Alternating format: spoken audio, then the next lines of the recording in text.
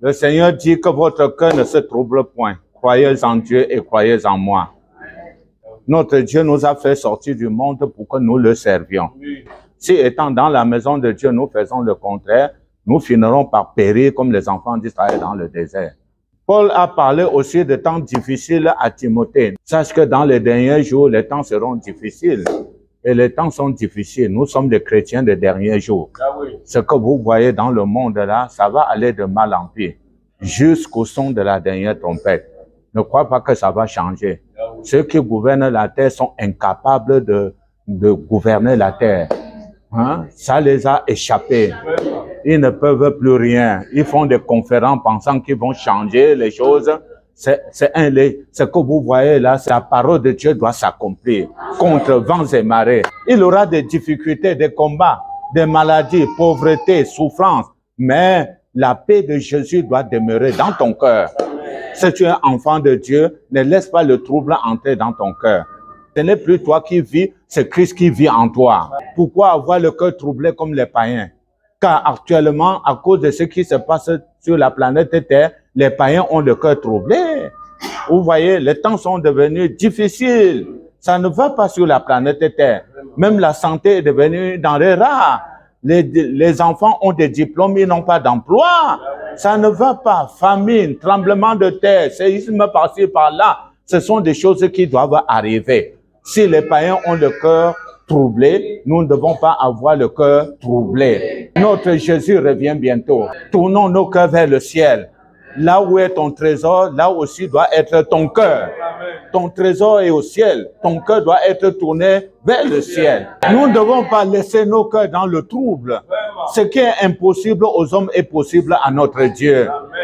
Balayons les soucis et les inquiétudes de nos cœurs et confions-nous en l'Éternel. Laissons l'Éternel nous conduire. Laissons le volant de notre vie entre les mains de l'Éternel. Si les serviteurs de notre foi avaient confiance en l'Éternel, pourquoi pas nous aussi? C'est le même Dieu que nous servons. Le Dieu d'Abraham, fils de Terah, il est notre Dieu. Ayons confiance en l'Éternel. Si le Seigneur déclare qu'il nous a dévancés pour nous préparer une place dans la maison de son Père, pourquoi nous allons donc nous inquiéter au sujet de vêtements, de notre avenir? Hein? Nous ne devons pas nous inquiéter. Hein? Notre frère aîné nous a dévancés pour nous préparer une place dans la maison de son Père. Et il revient bientôt pour nous enlever. Préparons-nous pour l'enlèvement. Pour qu'en ce jour-là, il nous trouve dignes, sans tache ni ride, ni rien de semblable. Préparons-nous pour l'enlèvement. Laissons les soucis et les inquiétudes aux païens. Réjouissons-nous dans le Seigneur. Réjouissons-nous toujours dans le Seigneur. Le Saint-Esprit a parlé du péché volontaire pendant près d'1 mois et demi, voire même plus. Oui. C'est le péché volontaire qui met le trouble dans le cœur. Lorsque le chrétien pêche volontairement, après avoir reçu la connaissance de la vérité, le trouble s'installe dans son cœur. Il n'a plus la paix du cœur. Même quand il veut prier, il n'y a que trouble dans le cœur. Il ne sait même pas ce qu'il va dire à Dieu.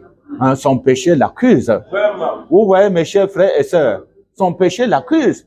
Quand le roi David a fait le dénombrement, sans compter, sans consulter l'Éternel, le trouble est entré dans son cœur.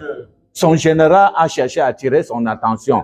Si le peuple est nombreux comme le sable de la mer, ô roi, c'est le peuple de Dieu. Et il n'a pas écouté la voix de son général.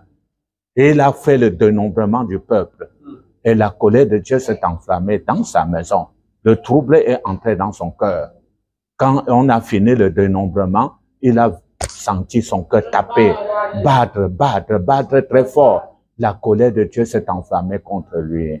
C'est le péché qui sème le trouble dans le cœur de l'homme. Si tu es dans l'église pour ne pas obéir, il n'aura jamais la paix dans ton cœur. Chaque fois que tu voudras prier, ton péché va se dresser devant toi. Ton péché va t'accuser, comme le péché du roi Saül l'ont accusé. Oui. Les bœufs l'ont accusé. Les brebis l'ont accusé. Hein? Le péché volontaire met le trouble dans le cœur. Mais celui qui craint Dieu doit avoir la paix de Dieu dans le cœur. Le Seigneur dit que votre cœur ne se trouble point. Le monde ne nous appartient pas. Pourquoi le trouble dans ton cœur? Parce que la famille te combat, parce que tes amis sont contre toi. Ce sont des choses qui doivent arriver. Paul dit à Timothée, tous ceux qui veulent vivre pieusement en Jésus-Christ seront persécutés. Si tu n'es pas persécuté, tu es un hypocrite. Tu es un hypocrite. Examine-toi encore. Si tu es en paix avec les idolâtres, en paix avec les adultères, en paix avec les ivrognes, en paix avec les méchants, en paix avec les impudiques, ça veut dire que tu es un hypocrite dans le milieu. Tu ne crains pas Dieu. Le Seigneur dit, vous serez haïs de tous à cause de mon nom. Mais celui qui persévérera jusqu'à la fin sera sauvé. Il dit, s'il en est ainsi pour le bois vert, qu'en sera-t-il pour le bois sec?